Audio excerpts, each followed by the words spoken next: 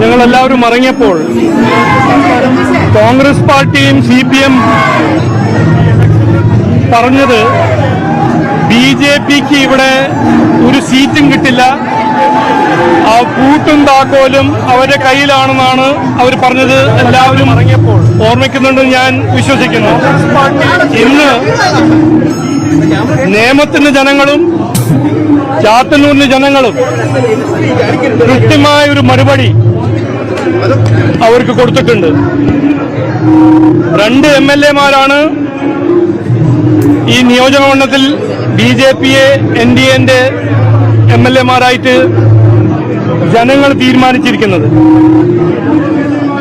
ഈ ഇലക്ഷൻ ഞാൻ പാർട്ടി ആദ്യം മുതൽ പറഞ്ഞ ഈ ഇലക്ഷൻ ഒരു CPM ഇലക്ഷൻ ആയിരുന്നു. ഞാൻ 2025 മുതൽ ഈ ഇലക്ഷൻ മത്സരിക്കുന്ന സമയത്ത് പറഞ്ഞ ഒരു കാര്യം, എന്ത് കസറത്ത് ചെയ്താലും CPM ഈ ഇലക്ഷനിൽ ജയിക്കില്ല. കാരണം 10 കൊല്ലം ഭരിച്ച CPM അവരുടെ അഴിമതിയും ശബരിമലയ്ക്കുന്ന സമയത്ത് പറഞ്ഞ ഒരു കാര്യം, എന്ത് കസറത്ത് ചെയ്താലും CPM ഈ ഇലക്ഷനിൽ ജയിക്കില്ല. കാരണം 10 കൊല്ലം ഭരിച്ച CPM അവരുടെ അഴിമതിയും ശബരിമല കൊള്ളയും ഇതെല്ലാം കണ്ട് മനസ്സിലാക്കി ജനങ്ങൾ മടുത്തു. അപ്പോൾ ഈ ഇലക്ഷൻ ഒരു CPM ഇലക്ഷൻ ആയിരുന്നു. ഈ ഇലക്ഷൻ ഇന്ത്യ അലയൻസിന്റെ എതിരെയായിരുന്നു.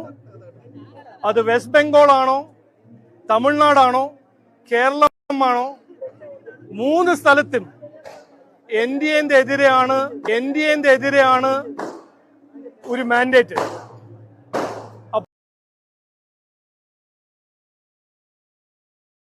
അപ്പോൾ ഞങ്ങൾക്ക് നേമം ജനങ്ങളോട്, ഞാൻ ഇവിടെ 2024 വന്നപ്പോൾ ലോക്സഭയിൽ മത്സരിച്ചപ്പോൾ ഏറ്റവും കൂടുതൽ സ്നേഹവും പിന്തുണയും കിട്ടിയത് എനിക്ക് നേമത്തിന്റെ ജനങ്ങളുടെ അടുത്തുനിന്നായിരുന്നു. ഇന്ന് അവര് എനിക്കൊരു അവസരം തന്നിട്ടുണ്ട് അവരെ സേവിക്കാൻ. ഞാൻ ഇന്നു മുതൽ നേമത്തിന്റെ ജനങ്ങളുടെ പ്രധാന സേവകനായി മാറും എന്ന് ഞാൻ പറയാൻ ആഗ്രഹിക്കുന്നു.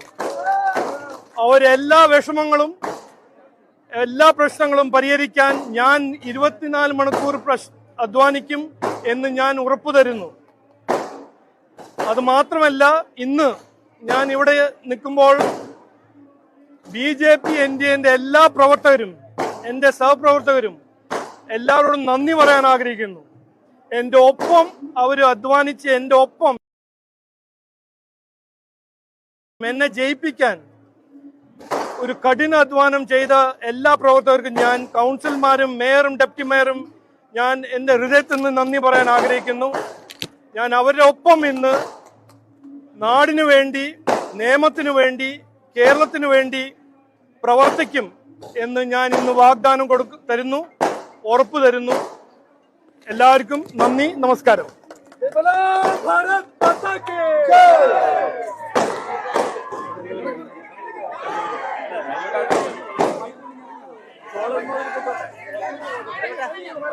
ഓ തള്ളല്ലേ. ഓ നമസ്കാരം. ഫ്രണ്ടിൽ വന്നിട്ടോ. ഓ